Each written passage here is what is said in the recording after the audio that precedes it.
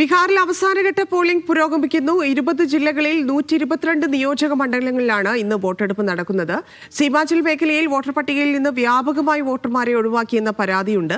9 മണിവരെ 14.55 പോളിംഗ്.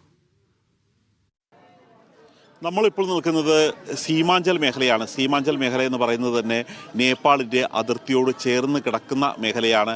ഏറ്റവും നിർണായകമായ വോട്ടെടുപ്പാണ് ഈ രണ്ടാം ഘട്ടത്തിൽ നടക്കുന്നത്. കാരണം കഴിഞ്ഞ 2020 നിയമസഭാ തെരഞ്ഞെടുപ്പിൽ ഏറ്റവും കുറഞ്ഞ ഭൂരിപക്ഷം നേടിക്കൊണ്ട് JDU സ്ഥാനാർത്ഥികൾ വിജയിച്ച മണ്ഡലം കൂടിയാണ്. ഇവിടെ രാവിലെ മുതൽ മികച്ച പോളിംഗ് തന്നെയാണ് ഇവിടെ രേഖപ്പെടുത്തിയിരിക്കുന്നത്.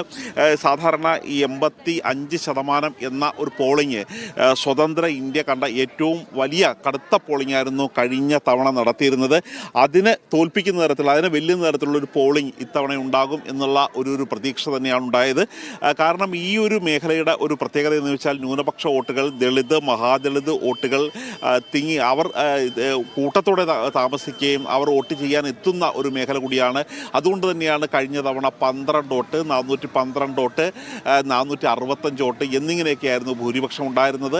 കഴിഞ്ഞ തവണ ഒരു 6 സീറ്റ് ഇന്ത്യ മുന്നണി അധികം നേടിയിരുന്നെങ്കിൽ, അല്ലെങ്കിൽ RJDക്ക് കൂടുതൽ കിട്ടിയിരുന്നെങ്കിൽ ഒരു അധികാരം തന്നെ ഇന്ത്യ മുന്നണിക്ക് കിട്ടുന്ന രീതിയിലായിരുന്നു ഉണ്ടായിരുന്നത്. അതുകൊണ്ട് തന്നെ ഏറ്റവും സെൻസിറ്റീവ് ഏരിയയായി കണക്കാക്കിക്കിട്ടിരുന്ന ഒരു പ്രധാനപ്പെട്ട ബൂത്തുകളിലൂടെയാണ് നമ്മളിപ്പോൾ കടന്നുപോയിക്കൊണ്ടിരിക്കുന്നത്. ഇവിടെ കിഷൻഗഞ്ച്, അരാരിയ തുടങ്ങിയ മേഖലകൾ, പൂർണിയ തുടങ്ങിയ മേഖലകൾ, ഈ മേഖലകളിൽ തന്നെയാണ് ഈ ജില്ലകൾ ഉൾപ്പെടുന്ന ഒരു പ്രത്യേക പ്രദേശമാണ് ഇവിടെ വോട്ടിംഗ് വേണ്ടി എത്തിയിരിക്കുന്ന ആളുകൾ. ഇതിനകം തന്നെ നിരവധി പേർക്ക് ഇപ്പോഴും ഈ മേഖലകളിൽ അവരുടെ വോട്ടർ പട്ടികയിൽ അവരുടെ പേരില്ല എന്നുള്ള ഒരു പരാതി ഇതിനകം തന്നെ ഉയർന്നിട്ടുണ്ട്. കാരണം നേരത്തെ ഒന്നാം ഘട്ടത്തിൽ നമ്മൾ കണ്ടതാണ്. പക്ഷേ അതിനെ മറികടന്നത് തെരഞ്ഞെടുപ്പ് കമ്മീഷൻ അടക്കം വാദിച്ചത് 31 ലക്ഷം പേർ അധികമായി വോട്ട് ചെയ്തു എന്നുള്ളത് തന്നെയാണ്.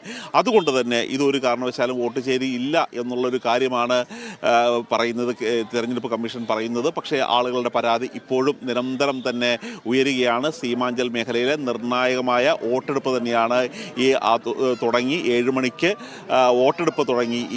ഇത്രയും മണിക്കൂർ കഴിഞ്ഞിട്ടും വലിയ ക്യൂ തന്നെയാണ് പല ബൂത്തുകളിലും സീമാഞ്ചൽ മേഖലയിലുള്ളത്.